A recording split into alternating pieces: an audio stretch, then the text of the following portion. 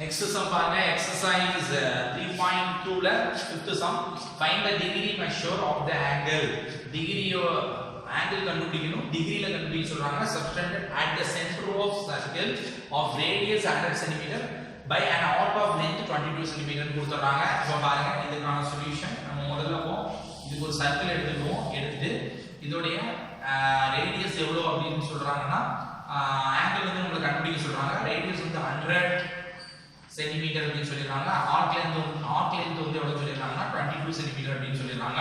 இதுல இருந்து நமக்கு ஒரு ரிலேஷன் தெரியும் s r θ அப்படிங்கற ரிலேஷன் ஃபார்முலா இதை யூஸ் பண்றேன். 22 ரேடியஸ் வந்து நமக்கு 100 அப்படின்னு கொடுத்துறாங்க. θ சோ θோட வேல்யூ என்னன்னா 22/100 அப்படின்றது நமக்கு கிடைச்சது. இது கேட்டிருக்கக்கூடிய क्वेश्चन டிகிரில நம்ம வேல்யூ கண்டுபிடிக்கணும். அப்ப நம்ம என்ன செய்யணும் அப்படினா 180/π ஆல மல்டிப்ளை பண்ணிக்கணும். நம்ம சொல்லிருக்கோம் ரேடியனா π/180 ஆ மாத்தணும். டிகிரியாக 180/πங்கிறது போடணும். இத மறந்துட கூடாது. சோ πயோட வேல்யூ நம்ம 22/7 அப்படிங்கறத அப்ளை பண்றோம். π அப்ப இந்த இதுல வந்து ஒரு 0 கேன்சல் பண்ணிடலாம். அண்ட் நெக்ஸ்ட் ஸ்டெப்ல நம்ம அடுத்து மூவ் பண்ணலாம். இன்டு 118/10 இன்டு 22/7 அப்படிங்கிறது மேல 7 போயிடும். இந்த 22 நீங்க அடிச்சிட்டீங்கன்னா கேன்சல் பண்ணிட்டீங்கன்னா 5 2s நமக்கு என்னன்னா 10 and 9 2s எவ்வளவு 18. அப்போ 9 7s எவ்வளவு வந்துரும் அப்படினா நமக்கு 63/5 அப்படிங்கிறது கிடைச்சது.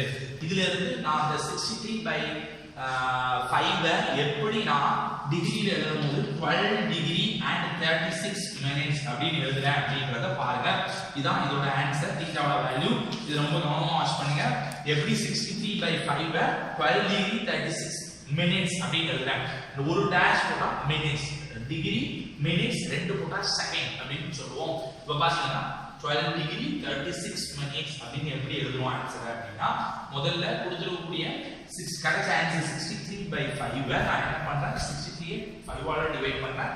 பண்ணும்போது என்ன வரும் 1 5 is 5 னு வரும். பேலன்ஸ் என்னன்னா 1 இருக்கு. அப்போ பேலன்ஸ் 13 வந்தது. 2 5s எனக்கு 10 பேலன்ஸ் 3 ஆயிடுது. ஓகே இப்போ நம்ம என்ன ஆயிடுதுன்னா இதோட மட்டும் விட்டுறணும். இப்போ ரிமைண்டர் இது வந்து இது டிவைடர் இத வச்சு நான் என்ன பண்றேன் அப்படின்னா ரிமைண்டர் பை டிவைடர் போட்டேன்னா எனக்கு 3/5 னு கிடைக்கும். இந்த 3/5 நான் 60 ஆல மல்டிப்ளை பண்ணனும்.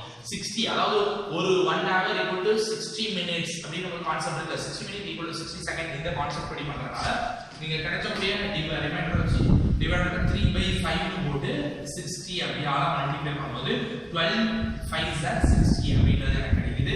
அப்போ கேன்சல் பண்ணும்போது 3 12s 36